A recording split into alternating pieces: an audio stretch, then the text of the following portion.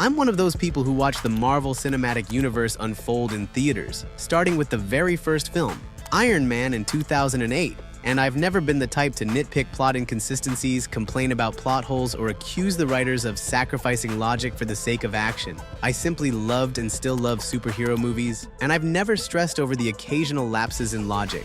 I'm the kind of viewer who watches movies for the characters, not the action or the plot. But there was one moment in the MCU that really got under my skin with its illogical nature. So much so that I couldn't let it go until the very end of the movie. I'm talking about Iron Man 3, 2013. And the scene where Tony Stark's mansion was blown to bits by a group of terrorists in helicopters. I vividly remember my frustration. At that moment, I sat there thinking, damn it, Tony. Just yesterday, you were battling a god. You were efficiently mowing down an entire alien army, and now a few regular helicopters show up at your doorstep.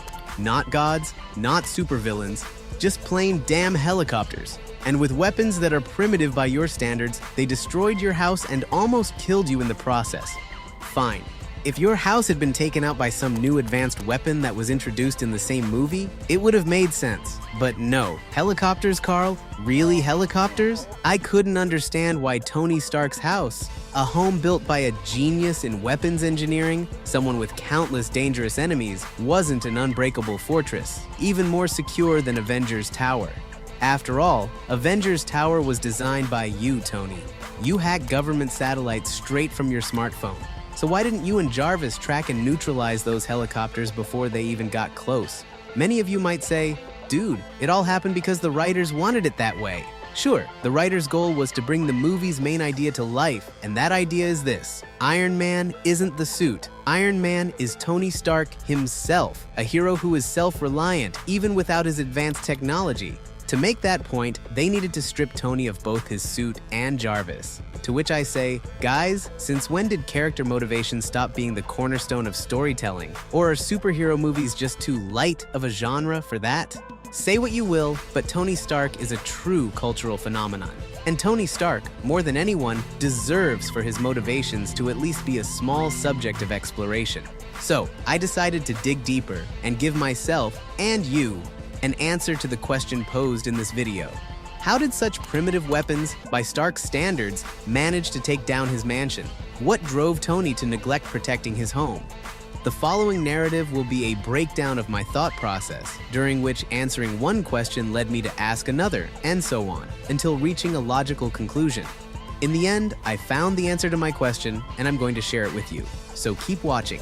After watching the movie more closely, I said to myself, well, there it is, it's so simple. From the very beginning, the movie shows us that you, Tony, were dealing with serious psychological issues. You talked to Pepper about them, explaining that they started after the events in New York where you came face to face with gods and aliens. You realized how insignificant humanity is when confronted with a cosmic threat. Because of this, you couldn't sleep properly for a long time. You had nightmares, panic attacks haunted you, and you worked 72-hour shifts obsessively creating new suits, knowing that only with their help could you protect Pepper.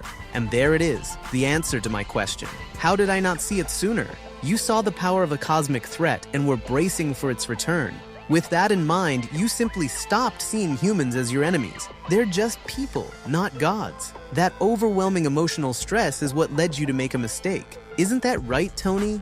But wait, you invited the Mandarin to your house yourself. You gave him your address on live television for the whole world to see. Did you not expect him to take it seriously? Yes, you're under psychological stress at the moment, but did it really cloud your common sense that much? You joke about Jarvis not setting up a perimeter around the house because you were expecting a terrorist. And if you were expecting him, then why were you walking around in a prototype suit without weapons? No, you were expecting the terrorist. It's just that you had an entire party of autonomous suits in your basement. What could possibly be a better defense than a whole squad of awesome, fully autonomous suits? Yet for some reason, you didn't use them to repel the terrorist attack. You saved them for the end of the movie.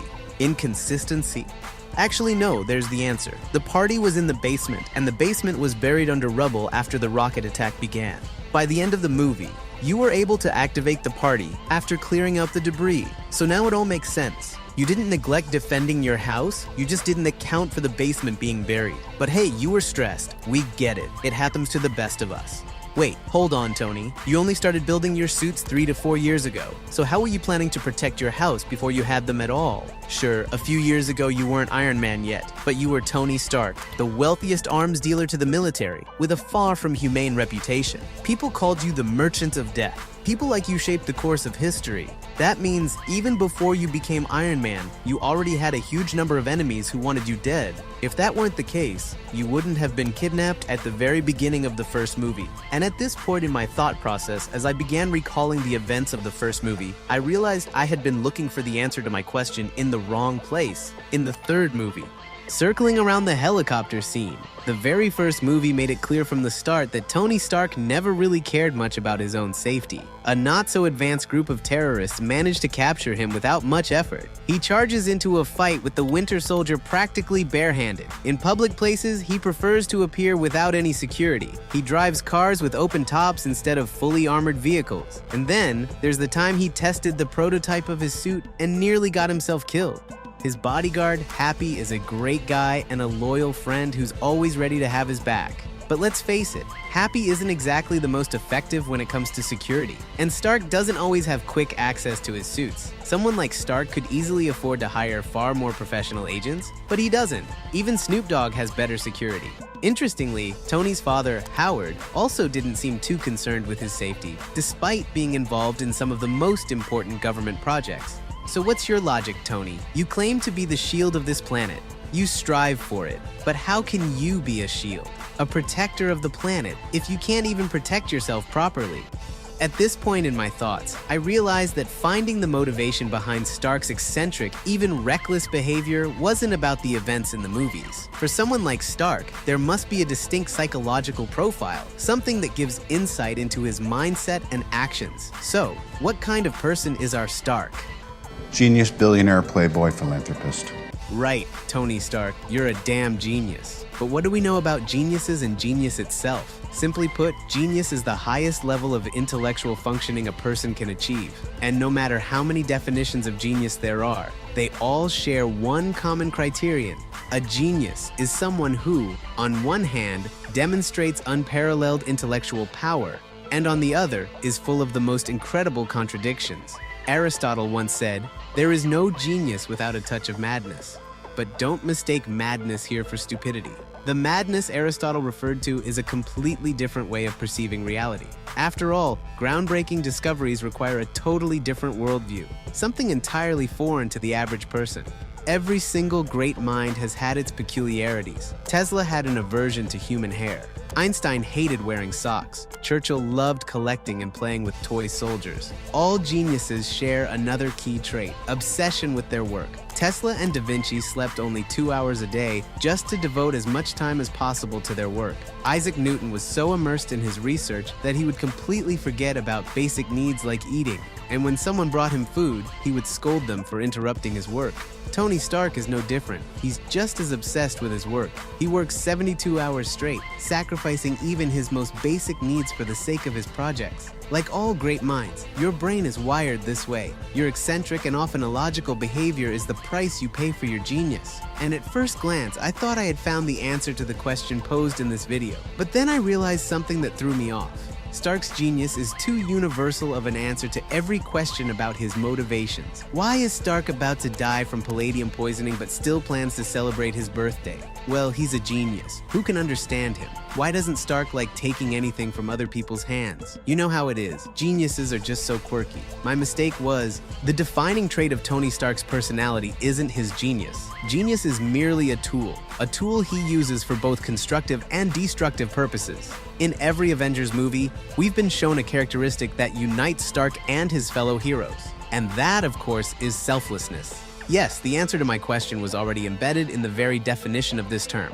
Why Tony Stark neglects his own safety and doesn't protect his home. Selflessness is a personality trait that manifests in the ability to sacrifice one's own interests for the benefit of others. And all our heroes possess this quality to an extreme degree, including the ultimate form of it, self-sacrifice. Psychologists have identified two key factors underlying acts of heroism: generosity and risky behavior.